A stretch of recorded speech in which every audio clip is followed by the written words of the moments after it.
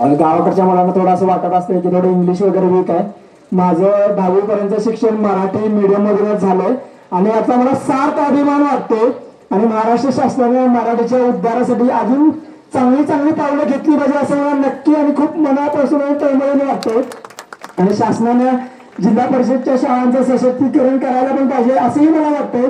कारण सध्याची जिल्हा परिषदेच्या शाळांची परिस्थिती बघता आमच्या 2-2 तुकड्या असायच्या, आमच्या आधी 3-4 तुकड्या असायच्या. अध्यासत्ता एक पण म्हणजे तुकडी भरत नाही इतके विद्यार्थी जिल्हा परिषद शाळामध्ये राहतात.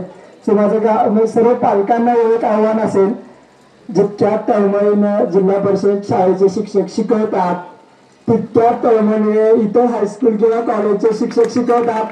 म्हणजे हे माझं पर्सनल ओपिनियन आहे. कुणी कॉर्पोरेट वगैरे एज्युकेशन नाही वगैरे माझा आउट ऑफ कंटेंट घेणं नाही तर मला शोधात येतील सगळेजण. सो असं वाटतं की व्यक्ती तितक्या तळमळीनं तितक्या जिद्दीनं जिल्हा परिषदच्या शाळांच्या शिक्षकांशिवाय इतर कोणते शिक्षक शिकवतात असं मला वैयक्तिक वाटत नाही. सो मला असं वाटतं की त्यांचं सशक्तीकरण झालं पाहिजे. त्यानंतर लॉकडाऊनमध्ये पोस्टामध्ये जॉब केला पोस्टमन म्हणून गंगापूर ब्रांच ऑफिसला गारगोळी सब डिव्हिजनच्या अंडर. थोडं ऍक्च्युली काय झालं, माझ्या पोस्ट मास्तरने थोडंसं पैशांचा आर्थिक गडबड केली आणि त्यानंतर थोडासा इश्यू झाला.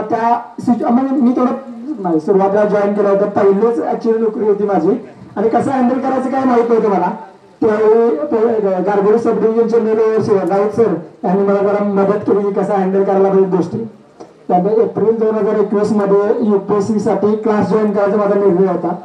क्लास जॉईन करण्याचा माझा मेन हेतू हाच होता की आयुष्यामध्ये 2-3 वर्ष प्रिपरेशन केल्यानंतर असं रिग्रेट नाही झालं पाहिजे की यार क्लास लावला असता बरं झालं असतं, तो चांगलं प्रिपरेशन करू शकलो असतो.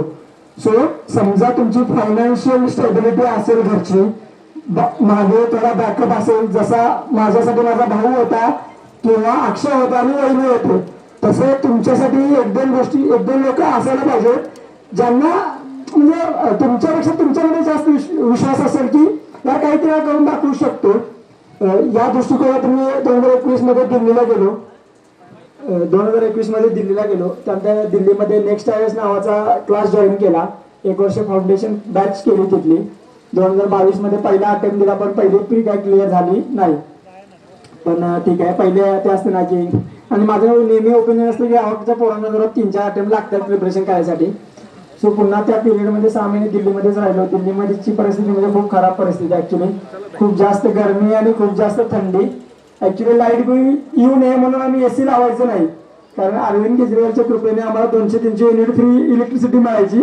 सो 300पेक्षा जास्त युनिट झालं की खूप जास्त बिल यायचं, तेव्हा आम्ही एसीच लावायचं नाही. सो मग ते थोडं झालं. त्यानंतर मग थोडं